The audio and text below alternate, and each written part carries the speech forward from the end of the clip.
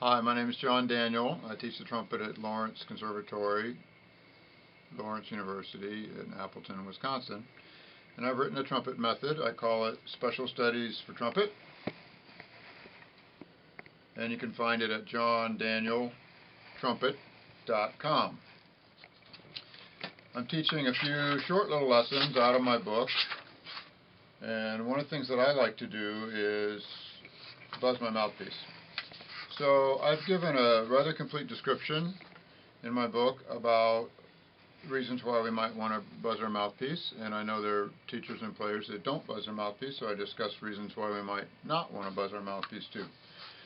But for those of us who like to buzz our mouthpiece, I've provided 3 mouthpiece buzzing routines that start from being very easy to being very advanced, and that's kind of a theme throughout the book. We start as basic as is imaginable, and then get into some crazy stuff further into the book. So we're going to talk about mouthpiece buzzing. I'm going to use the piano a little bit, and we're going to start on this note. This is the beginning of my first routine.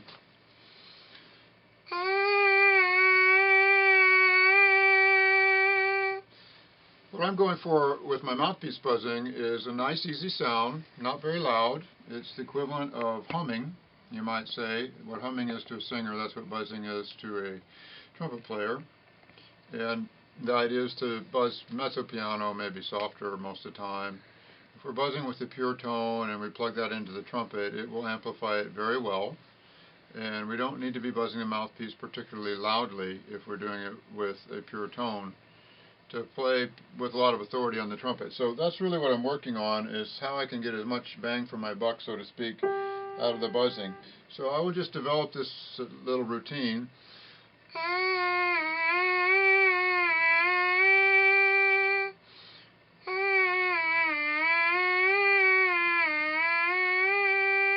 And it's a nice routine for beginners, or for people who have not done a lot of buzzing, or people who just want to get much better at their buzzing and focus on tone without having to do something really difficult. I'm not pressing hard. I call this the penal code system. Thumbprint, index fingerprint, and these are our fingers represent prisoners in solitary confinement.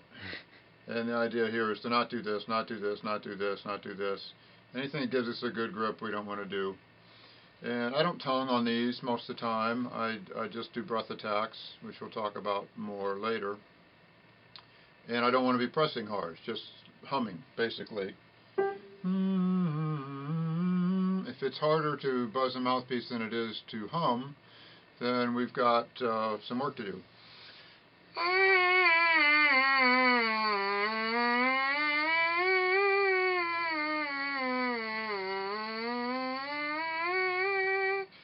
And you'll notice, particularly with younger players, they would have trouble doing that in tune.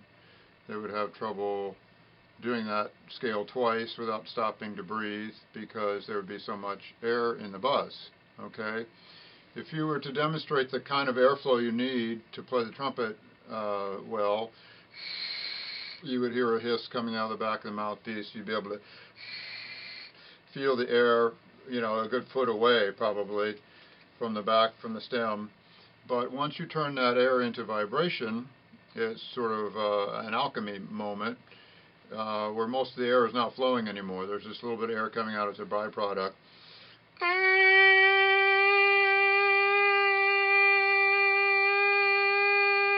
I have to get my finger very close to the end of my backboard to feel the air coming out, because the air has turned into sound, and that's what we want to do. If you have a lot of air in your buzz, you'll be able to feel the air out here quite a ways. And the way that translates into a trumpet sound is the more air you have in the buzz, the broader the sound, the less core there is in the sound, the more it's going to have a tendency to spread on you and not be focused, okay, and stay in tune easily. So going the other direction.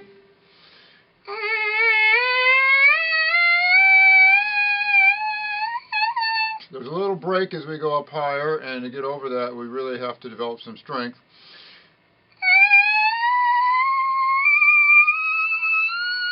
You can kind of hear the mouthpiece slot on me a little bit, but you can get up above the break with little patience and strength and holding things together here the right way, which we'll talk about in future lessons. And we can do more intervals and such like that. The better we get on the mouthpiece, the easier time we're going to have on the trumpet, if you ask me. I know there are teachers that don't promote that thought, but I do. Thank you very much. My name is John Daniel. I'm teaching out of Special Studies for Trumpet. You can find it at johndanieltrumpet.com.